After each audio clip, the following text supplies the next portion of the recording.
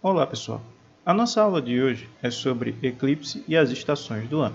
Se a gente observar aqui, nós poderemos perceber que esse movimento de translação da Terra, ou seja, de rotação em torno do Sol, e o movimento de translação da Lua em torno da Terra, faz com que em alguns momentos você consiga perceber que a Lua fica entre o Sol e a Terra, e em outros momentos a Terra fica entre o Sol e a Lua.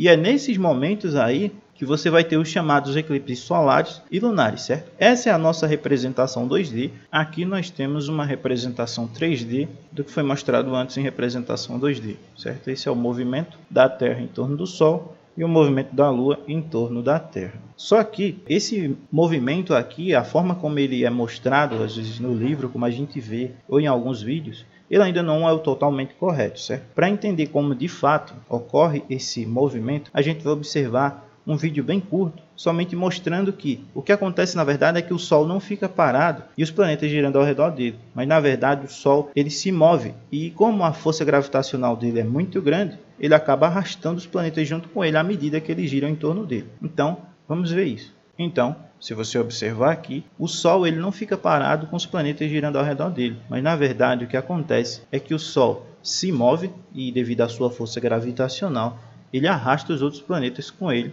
ao mesmo tempo em que eles giram em torno dele. Esse é o movimento real do nosso sistema solar. Então, o que é o eclipse? O eclipse é um fenômeno que ocorre quando a Terra, o Sol e a Lua eles ficam alinhados, certo? Existe o eclipse lunar, que é quando a Terra está entre o Sol e a Lua. A gente pode observar aqui nessa imagem, certo? Quando a Terra fica entre o Sol e a Lua, o que acontece é o eclipse lunar. Ele ocorre durante as luas cheias. É importante lembrar que ela não é a mesma coisa que a lua nova, certo? A lua nova ela ocorre quando a lua está entre a Terra e o Sol, ou seja, a face dela que é virada para a Terra não fica iluminada, mas os três não estão totalmente alinhados. E você também tem o eclipse solar, que ocorre quando a lua está entre o Sol e a Terra. Se você observar aqui nessa imagem, é justamente isso que acontece. Vamos agora para as estações do ano. As estações do ano, como a gente já sabe, são outono, inverno, primavera e verão. Devido a algumas partes da Terra receber mais iluminação do Sol do que outras partes, devido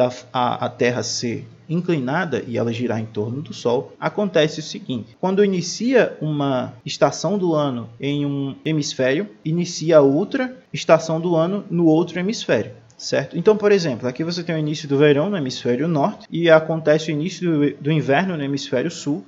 Isso ocorre geralmente no dia 21 de junho e isso se chama solstício de junho. Quando o verão inicia no hemisfério sul e o inverno inicia no hemisfério norte, ou seja, acontece a troca, termina em um e inicia no outro, ocorre no mesmo dia também, geralmente 21 de dezembro, e se chama solstício de dezembro. O início da primavera no hemisfério norte e o início do outono no hemisfério sul ocorrem geralmente também no mesmo dia, geralmente 20 de março, e se chama equinócio de março. Já o início do outono no hemisfério norte e o início da primavera no hemisfério sul ocorre no mesmo dia também, geralmente 22 ou 23 de setembro, e você tem aí o equinócio de setembro. Aqui nós temos equinócio de primavera, solstício de verão. É importante lembrar que essas definições aqui são melhores, certo? Essas nomenclaturas, porque quando você fala solstício de junho, você está falando que está iniciando uma estação no hemisfério, o verão no hemisfério norte, por exemplo, e o inverno no hemisfério sul. Se você chama de solstício de verão, isso significa que você está falando do seu hemisfério. Então essas aqui são mais gerais do que essas aqui, certo? Mas a imagem foi colocada para ficar mais claro essa ideia de que a Terra recebe mais iluminação do Sol